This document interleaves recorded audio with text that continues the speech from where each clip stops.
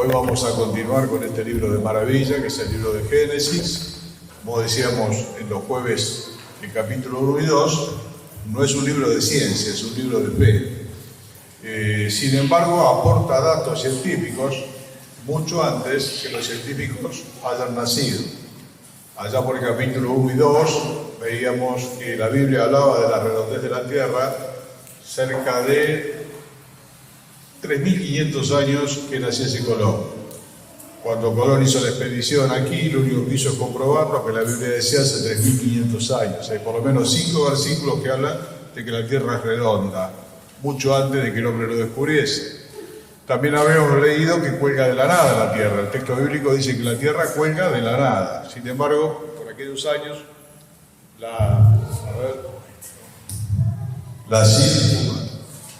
la ciencia del momento decía que la Tierra era plana y descansaba sobre 2 elefantes. Por lo tanto, todas las cosas que dice la ciencia siempre lo vamos a tomar con pinzas. Hay una falsa mente llamada ciencia, dice la palabra de Dios, que es una ciencia verdadera que estudia, que va buscando, que va comprobando aquellas cosas que Dios dijo hace miles de años. Así, cuando leemos algunas cosas que por ahí nos hacen ruido, como suele decir, tal vez pase porque no lo entendemos o no lo hayamos comprobado todavía. Bueno, entiendo que el jueves pasado se vio el capítulo 3 de Génesis, el capítulo más trágico de la Biblia. El capítulo 3 es el origen de la caída del ser humano, esta condición que nos acompaña a todos, que fue remediada en el Señor, que fue remediada en Cristo, pero que trajo dolor a toda la humanidad. Hoy vamos a leer acerca de Caín y Abel, los dos primeros hijos de Adán y Eva, que comenta el capítulo 4. Capítulo 4, versículo 1, comienza diciendo: conoció Adán a su mujer Eva, la cual concibió y dio a luz a Caín. Y dijo: por voluntad de Dios he adquirido varón. Después dio a luz a su hermano Abel, y Abel fue pastor de ovejas, y Caín fue labrador de la tierra. Y aconteció, andando el tiempo, que Caín trajo del fruto de la tierra una ofrenda a Jehová. Y Abel trajo también de los primogénitos de sus ovejas, de los más gordos de ellas, y miró Jehová con agrado a Abel y a su ofrenda, pero no miró con agrado a Caín y a la ofrenda suya, y se ensañó Caín en gran manera y decayó su semblante. Entonces Jehová dijo a Caín: ¿por qué te has ensañado? ¿Y por qué has decaído tu semblante? Si bien hicieres, no serás enaltecido. Y si no hicieres bien, el pecado está a la puerta. Con todo esto, a ti será su deseo, y tú te enseñorearás de él. Dijo Caín a su hermano Abel: salgamos al campo. Y aconteció que estando ellos en el campo, Caín se levantó contra su hermano Abel y lo mató. Y Jehová dijo a Caín: ¿dónde está Abel tu hermano? Respondió: no sé, ¿soy yo acaso guarda de mi hermano? Y Dios le dijo: ¿qué has hecho? La voz de la sangre de tu hermano clama a mí desde la tierra. Ahora pues, maldito seas tú de la tierra, que abrió su boca para recibir de tu mano la sangre de tu hermano. Cuando labre la tierra, no te volverá a dar su fuerza, errante y extranjero serás en la tierra. Y dijo Caín a Jehová: grande es mi castigo para ser soportado. He aquí me echas hoy de la tierra, y de tu presencia me esconderé, y seré errante y extranjero en la tierra, y sucederá que cualquiera que me hallare me matará. Le respondió Jehová: ciertamente cualquiera que matare a Caín 7 veces será castigado. Entonces Jehová puso señal en Caín para que no nos matase cualquiera que le hallara. Salió pues Caín de delante de Jehová y habitó en tierra de Nod, al oriente de Edén. Y conoció Caín a su mujer, la cual concibió y dio a luz a Enoc. Y edificó una ciudad y llamó el nombre de la ciudad el nombre de su hijo, Enoc. Bueno, después sigue una cantidad de descendientes y nombres que no lo vamos a considerar hoy. Vamos a hacer como en las películas moderna, ¿no? ¿Cómo empieza la película moderna? Ni bien empieza, le pegan un tiro al protagonista. Sé qué poco que trabajó este hombre. Y después dice, un mes antes, que ahí empieza toda la historia. Entonces lo que vamos a hacer es empezar de atrás para adelante. Conoció Caín a su mujer, la cual concibió, dio a luz a Enoc, edificó la ciudad, le puso el mismo nombre. La gran pregunta de mucha gente, ¿con quién se casó Caín? Si estaba Adán y estaba Eva, estaba Caín y estaba Abel. Si Caín mató a Abel, ¿con quién se casó Caín?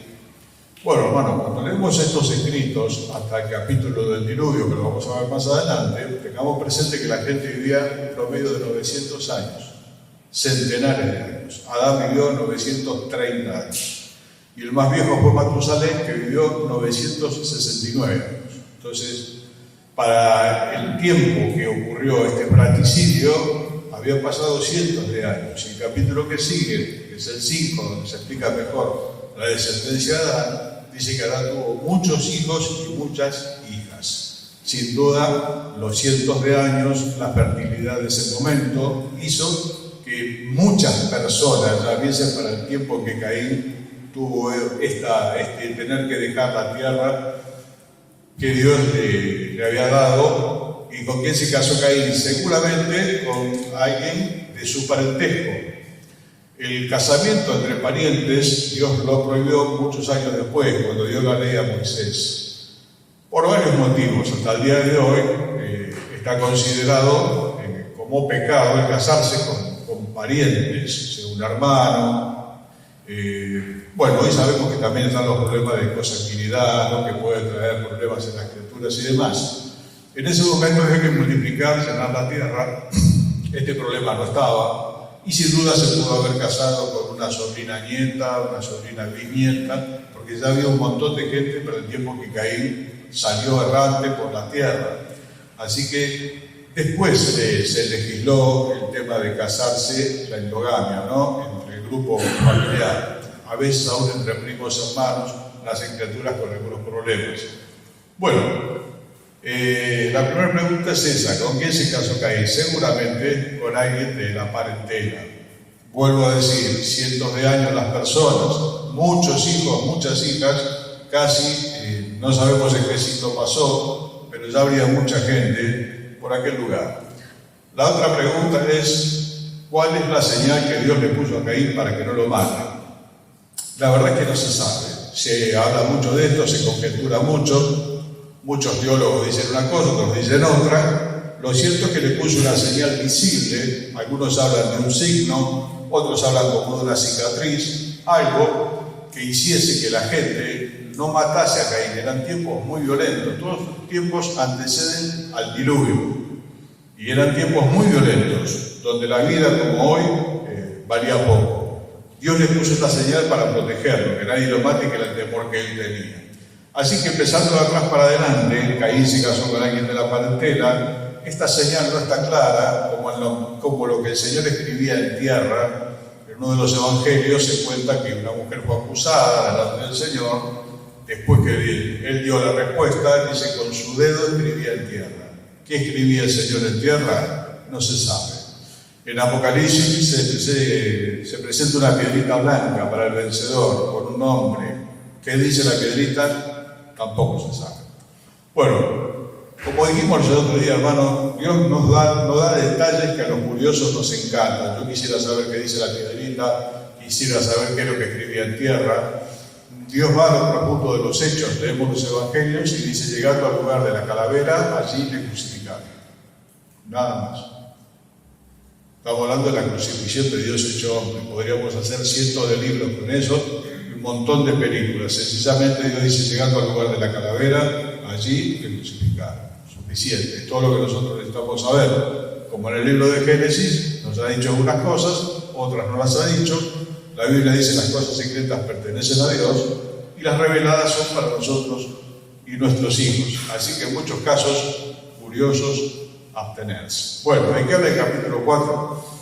Hermanos, el capítulo 4 habla del primer culto que se le ofrece a Dios. El primer culto que registra la Biblia, de dos personas que traen una ofrenda delante de Dios. Eran los hermanos, eran Caín y Abel, el primogénito de Adán y Eva, Caín y Abel, que naciera después. Ambos trajeron una ofrenda. Dice que Caín fue labrador de la tierra y que Abel fue pastor de ovejas. Bueno, cada uno trajo lo mejor de sí. Caín trajo de lo mejor de sus frutos y Abel, que era pastor de ovejas, trajo sin duda un cordero, lo mejor de sus corderos, engordado, para ofrecerlo a Dios. Este es el primer culto que se registra en toda la Biblia de hombres para con Dios.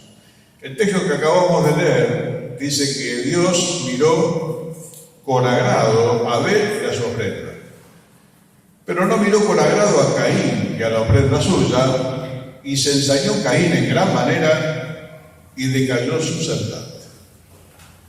Decayó mal, fue un culto, los dos llevaban ofrendas, Dios miró con agrado a Abel y a su ofrenda, pero no miró con buenos ojos ni a Caín ni a su ofrenda. Por lo cual, Caín se puso muy mal, como decimos ahora. Sobre este pasaje también se ha especulado mucho. Bueno, lo que pasa es que Caín trajo vegetales y Abel trajo un cordero, que era figura del Señor Jesús, el cordero que quita el pecado del mundo.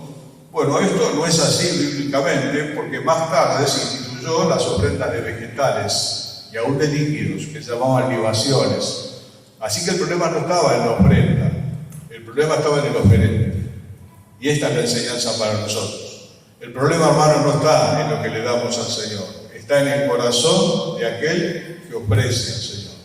Todos nosotros damos culto a Dios de distintas maneras. Queremos traer lo mejor de nosotros, como dicen las canciones, ¿no? Y de nuestro servicio y de nuestras ofrendas y el fruto de labios que confiesa su nombre, todas las cosas que ofrecemos al Señor. Pero en realidad, hermano mío, Dios no mira tanto la ofrenda, sino el corazón del oferente. A todos nosotros, la mayoría, entiendo que sí, nos deslumbran los regalos. Cuanto más importante es, más nos gusta y nos forma una buena opinión de aquel que lo regala, enseguida, ¿no? Si el regalo es importante, bueno, ese levantó en la tabla, levantó unos cuantos puntos, y si el regalo es medio insignificante, lo tenemos en poco, ¿no? Bueno, hermano, Dios se maneja de una manera distinta. Dios no lo impresiona en sus regalos, los regalos que nosotros vamos a hacer, porque Él es el dueño de todas las cosas, sí le importan nuestros corazones. El problema de las ofrendas es que se contaminan con la suciedad de nuestras manos. No hablo de la suciedad física, hablo de la suciedad que hay en el corazón. Y es lo que nosotros tenemos que revisar cuando venimos a ofrecer culto a Dios, tanto en la iglesia como en nuestras casas. En nuestras casas también tenemos un tiempo de oración, de culto al Señor. Pueden ser buenas palabras, vuelvo a decir, ofrendas, canciones. Es relativo, hermano. Dios está mirando tu corazón y Dios está mirando mi corazón. Y la palabra de Dios dice: dame, hijo mío, tu corazón y miren tus ojos por mis caminos. Vamos a seguir procurándole traer lo mejor al Señor, lo mejor de nuestras ofrendas, lo mejor de nuestras canciones, lo mejor de nuestro servicio. Pero, hermano, tengamos en cuenta que si el corazón no está acorde con la ofrenda, posiblemente nos mire de la misma manera que nos miró Caín. Así que el problema no estaba en la ofrenda, el problema estaba en el corazón del oferente, y esto lo refuerza 1 Juan capítulo 3, verso 12, donde dice la razón por la cual ocurre este fratricidio. 1 Juan 3, 12.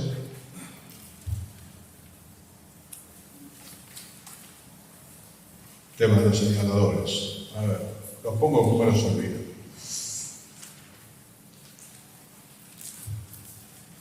Primera Juan 3:12 dice así: no como Caín, que era del maligno y mató a su hermano.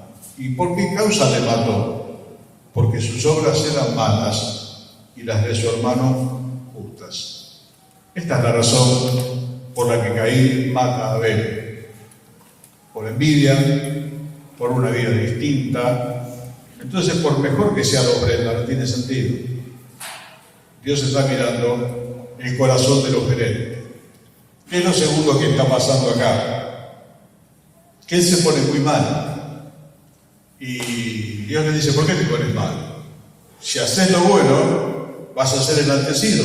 Si haces lo malo, ya veía venir el Señor lo que podía pasar.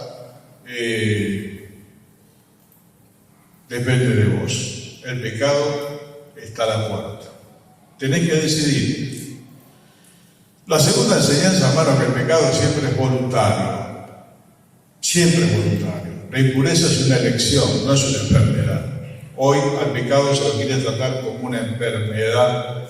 A veces necesita terapia, a veces necesita medicamentos, a veces hace falta los medicamentos porque es una enfermedad. Pero el pecado es pecado y siempre depende de la voluntad de aquel que lo lleva adelante.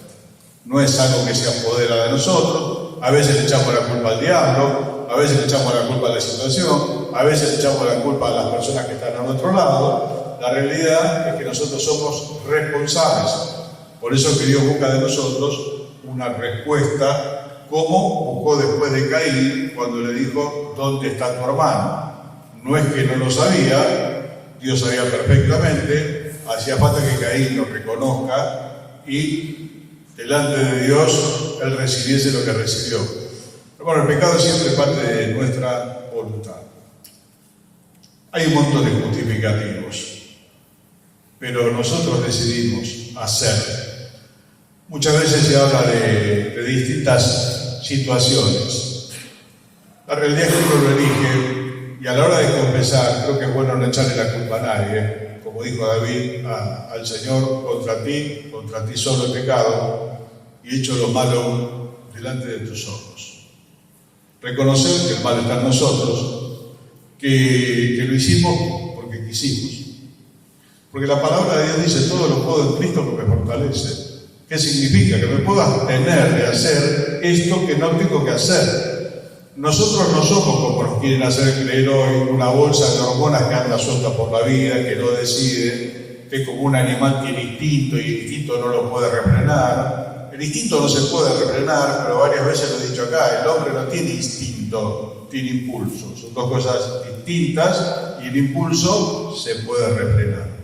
Por naturaleza, hombres sin Cristo, mujeres sin Cristo, pueden refrenar muchas veces entre hacer lo bueno y hacer lo malo. Bueno, hermanos, cuando malos creyentes, que recibimos un espíritu de poder, de amor y de dominio propio. Una palabra que a muchos no nos gusta, una palabra que alguna vez escandalizó un gobernante, Félix. Estaba escuchando al apóstol Pablo hablar de la resurrección y del dominio propio y se espantó. Porque dice que algo que no tenían los romanos era dominio propio.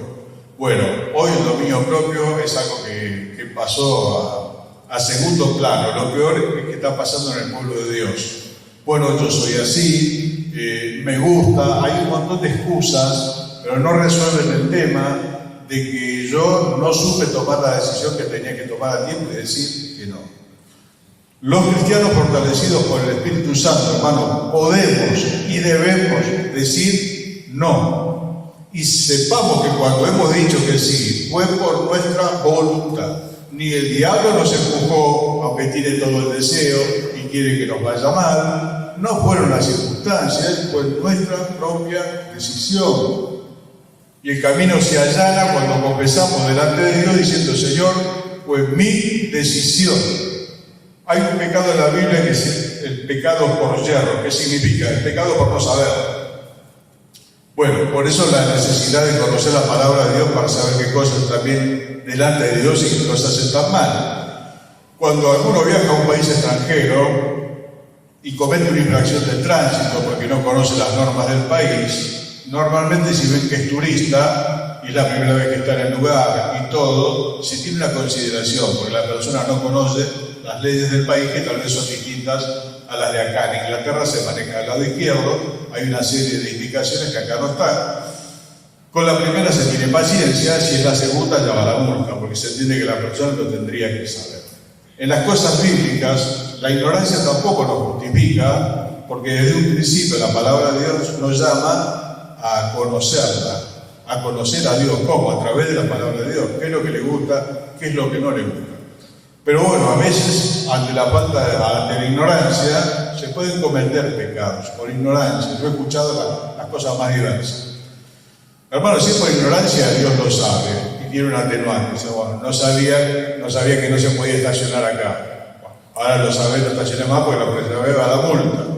Bueno, yo no sabía que esto estaba mal, pero en la medida que yo me ilustré por la palabra de Dios, hoy sé lo que está bien y que está mal. Por eso que los que ya tenemos muchos años, prácticamente no tenemos excusa. Prácticamente no tenemos excusa. Excusa puede tener alguien joven en las cosas del Señor, que diga, bueno, yo no sabía que esto estaba mal delante de Dios. Bien, pero tenés que saberlo. Tenés que saberlo para no cometerlo, tenés que saberlo para no dañarte, hermano. Cuando nosotros pecamos, en realidad pecamos contra Dios, pero pecamos contra nosotros mismos. A nosotros mismos nos lastimamos. Dice la palabra de Dios: el que comete adulterio es falto de entendimiento, corrompe su alma el que tal hace. El que comete adulterio, que hoy está tan de moda y se anima a la gente que se anime y todo más, Dios dice que corrompe su corazón. Bien, le hace mal al otro, sí, porque es algo que se hace de a dos, pero le hace mal a la persona. Y Dios quiere que nosotros estemos sanos. Por eso muchas veces nos dicen que esto no, por más que nos guste, porque el pecado es lindo, si no, no habría tanta gente detrás de esto, pero Dios dice que para nosotros no. ¿Por qué? Porque nos hace mal.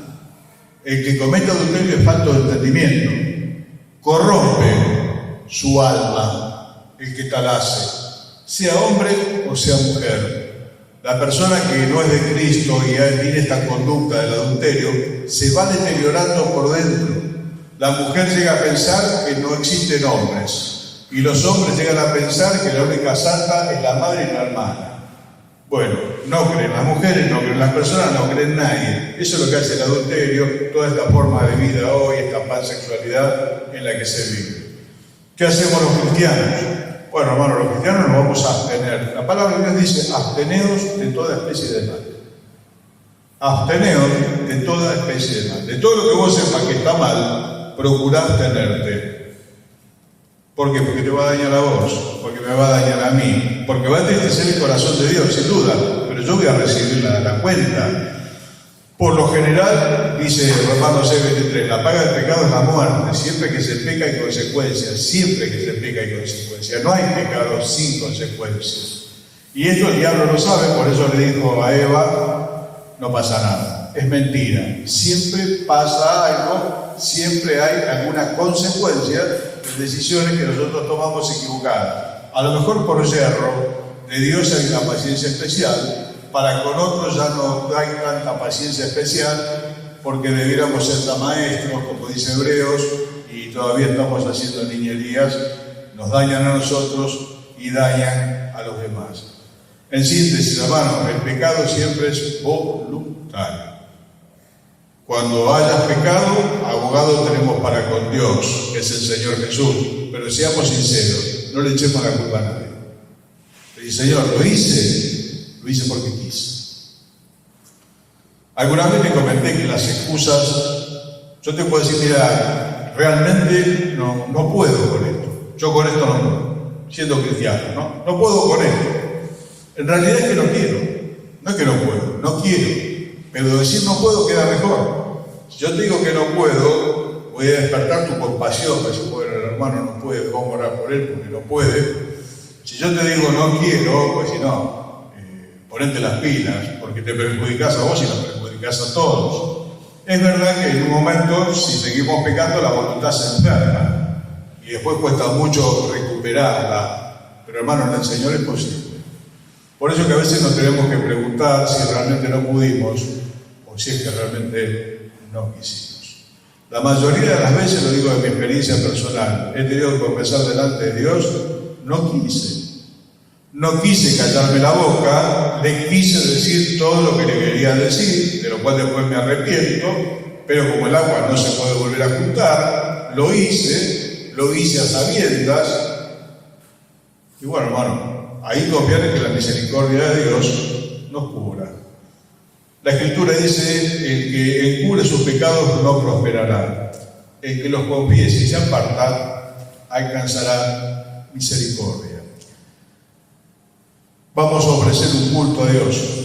Vamos a tratar de traerle lo mejor. Hay un dicho muy viejo en las iglesias que dice: lo mejor para el Señor. Lo habrán escuchado, ¿no? Lo mejor para el Señor. Pensemos que por arriba del regalo, de alguna manera, Dios está mirando a nuestro corazón. Pidamos un examen. Siempre venimos a la cena o a la reunión o lo que sea, o en el culto en casa. Examíname, oh Dios. Examíname, Dios. Conoce mi corazón. Ve si hay en el camino de perversidad y guíame en el camino eterno. ¿Qué es esto otro? El pecado siempre es voluntario.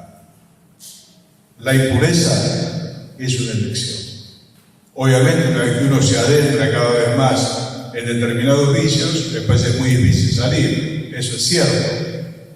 Pero también es cierto que todo lo puedo en Cristo que me fortalece. Tal vez tenga que clamar al Señor, tal vez tenga que clamar con lágrimas, llorar delante de Él por mi pecado. Muchas veces he dicho, a todos no nos duele en el mismo lugar, algunos luchan con una cosa, otros luchan con otra. No todos luchamos con lo mismo. Pero acerca de aquello con lo que luchamos y vuelta a vuelta lo hacemos porque queremos, tal vez lo tendríamos que tomar en serio y lamentarnos. El libro de Lamentaciones dice, ¿por qué se lamenta el hombre viviente? Laméntese el hombre en su pecado. Y a veces no nos preocupa tanto y le buscamos razones. Bueno, el entorno, o no sabes esto, no sabes aquello. Es posible, hermano, que no lo sepa, seguro. Que Dios lo sabe, mucho más seguro también. Que Dios nos está mirando cuando estamos solos. Y sí, hermano, sí. El dicho dice que la moral del hombre es lo que hace cuando está solo. La moral del ser humano es lo que hace cuando está solo. Acá nos estamos portando todos bien. Y unos 15, 20 minutos más nos seguiremos portando bien. El problema será cuando crucemos esa puerta y estemos en lo cotidiano de la vida. Y estemos en la lucha con el pecado, como leíamos el otro día en Hebreos, el pecado que nos asedia, nos rodea. Cada uno lucha con cosas distintas, vuelvo a decir, pero tenemos que tomar una determinación, con la gracia de Dios mediante, ¿no? Tomar una determinación, si es que realmente queremos terminar con eso, y dejarnos de excusa de que no podemos por esto, por aquello, porque mi papá, mi mamá, y ya algunos tenemos una edad, entonces tenemos que asumir nuestra responsabilidad. Bien, ¿qué es lo que dice la palabra? Verso 9, Jehová dijo a Caín, ¿dónde está Abel tu hermano? Y él respondió, no sé, ¿soy yo acaso guarda de mi hermano? Él le dijo, ¿qué has hecho? La voz de la sangre de tu hermano clama a mí desde la tierra. Vamos a leer Hebreos 12. Para ver un contraste muy grande.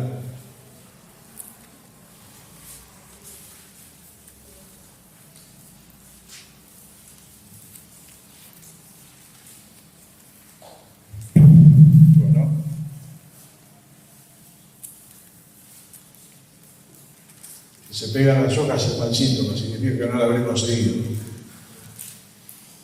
Entonces el 24 de Hebreos dice que no nos hemos acercado sino a Jesús, el mediador del nuevo pacto, y a la sangre rociada que habla mejor que la de Abel.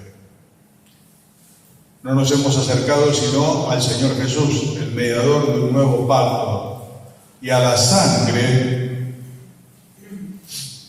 rociada, que habla mucho mejor que la de Abel. ¿Qué significa esto? La voz de tu hermano clama a mí desde la tierra, Dios. Yo ya lo escuché. La voz de tu hermano clama a mí desde la tierra. ¿Qué es lo que hiciste? Bueno, hermano, el contraste es que la sangre de Abel clama por justicia. Como muchos crímenes claman por justicia. A mí me destroza el corazón ver el noticiero, prácticamente no lo miro, pero aparece una persona que le mataron un familiar. Yo quiero justicia, yo quiero que se haga justicia, yo quiero que no lo hubiesen matado. Nos pedían oración el martes por un chiquito de 8 años. ¿Qué es lo que pasó? Su padre murió a su tiempo por una enfermedad, pero su padre, un hombre joven, el chico de 8 años, lo mataron creo que por la bicicleta.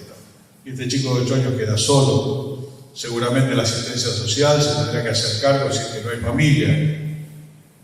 ¿Y qué es lo que la gente quiere? La gente quiere justicia. Hace poco murió el responsable de la tragedia de Flores. ¿Qué fue esto? Un loco que prendió fuego una casa con fósforo líquido y mató a todos excepto a uno, que no pudo descansar tranquilo jamás, porque no solo que le mataron toda la familia, él escapó por el fondo, sino que durante todos estos años esta persona desde el otro lado lo seguía amenazando. Esta persona murió en la cárcel, pasó esta semana. ¿Qué es lo que quiere la gente cuando hay algo así? Justicia. Se ven los carteles, justicia para él, justicia para fulano. ¿Qué clama la voz de Abel? Clama por justicia. Y la sangre de Abel, justicia. Y la del Señor ofrece perdón. La sangre de Abel reclama justicia. La sangre del Señor ofrece perdón. Qué contraste tan grande entre uno y otro, ¿no? Más inocente que Abel, el Señor, quien nunca hizo pecado, ni se encontró engaño en su boca. Un hecho más injusto que la muerte de Cristo no existe en la historia de la humanidad. Todos los hechos trágicos son luctuosos y son dolorosos. Algunos mueren por su pecado, como diciendo murió en la suya, ¿no? Otros son inocentes, se vio de una balacera en Belgrano hace unos años, también un muchacho joven recibió un balazo que resultó fatal. Y uno dice, ¿qué situación injusta? No hay una situación más injusta que la del Hijo de Dios sobre el madero. No existe. Esa es la gran injusticia. Sin embargo, la sangre de Cristo ofrece perdón y vida eterna a aquel que arrepentido delante de su cruz se lo pide.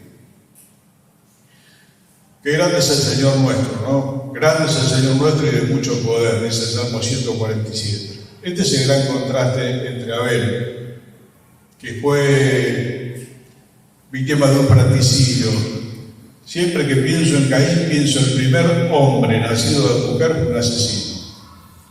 El primero en nacer de un hombre y una mujer, que ya habían caído, como vimos el otro día en el capítulo 3, el fruto de esa pareja caída, un asesino, un homicida, un fratricida, se levantó contra su hermano y lo mató. Hasta el día de hoy todos los crímenes que ocurren en la familia se llaman agravados por el vínculo. Tienen una condena superior a que si hubiese sido un extraño. Él mató a su propio hermano. ¿Por qué lo mató? Porque sus obras eran malas. Abel no le había hecho nada. Seguramente tendría envidia de él. Y el Señor por mí. Y al Señor por vos. La sangre de Abel clama por justicia. Y la sangre del Señor te ofrece perdón. Yo no conozco la situación de cada uno en este lugar. Muchos ya nos hemos acogido al beneficio de esa sangre que el Señor derramó. Lo hemos apropiado para nosotros, le hemos pedido perdón. Entendemos que fue derramada por nosotros, no por su culpa. Pero hermano, conoce el Señor a los que son suyos, dice la Biblia. Solamente conoce el Señor a los que son suyos. Y si vos no tenés la seguridad de haber sido perdonado por esa sangre que no reclama justicia, que te ofrece el perdón, sería bueno que ahora antes de terminar, vamos a hacer un momentito, que abras tu corazón delante de Dios. Hermano mío, si estás en una situación irregular delante de Dios, entiéndase lo que digo, dejemos de echarle la culpa a los demás. Tal vez hoy nos tengamos que hacer cargo de nuestras responsabilidades. Nos cuesta tanto, ¿no? Cuando ocurrió la tragedia del Edén, lo han leído el otro día, Dios también le preguntó a Adán, al Padre, ¿dónde estás tú? No es que no lo sabía, quería hablar con él. ¿Qué fue lo que dijo Adán? La mujer que me diste por compañera me dio y yo comí. Yo no tengo nada que ver. Arréglense entre ustedes. A la mujer me la diste vos y la mujer me dio. Yo comí. Dios le dijo, maldita será la tierra por tu causa. ¿Qué es lo que le dijo a Caín? Lo mismo. Maldito serás de la tierra. Él era labrador de la tierra. El pecado siempre tiene consecuencias. ¿Qué es lo que vamos a hacer?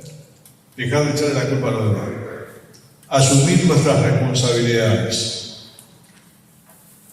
Y para nosotros la sangre de Jesucristo nos sigue limpiando de todo pecado. El texto no dice que la sangre de Cristo nos limpió de todo pecado, dice la sangre del Señor Jesús nos limpia de todo pecado.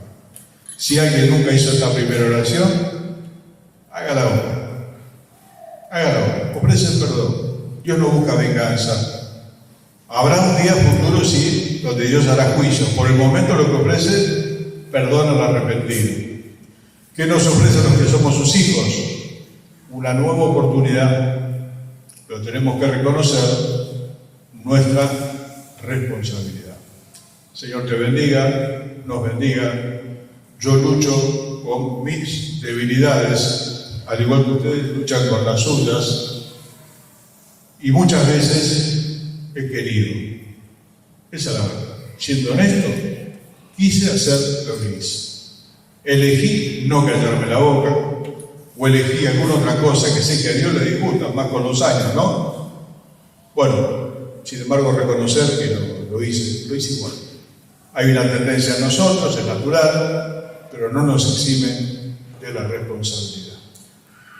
Muy bien, nos vemos el próximo jueves, si Dios así lo permite.